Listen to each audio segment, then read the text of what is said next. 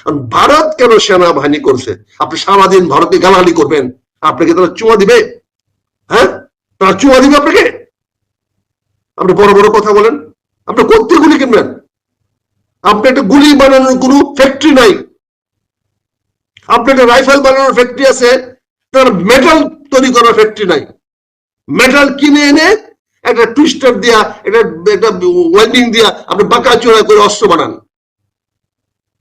কিন্তু সেই স্টিল পাতটা করতে আসবে সেটা তো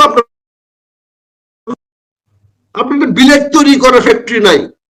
আপনি বিদেশ থেকে বিলেট কিনে নিয়ে এসে আপনি রড বানান, মূল টাকা তো ওরাই নিয়ে চলে যায়, সেই চিন্তা তো আপনি করেন না।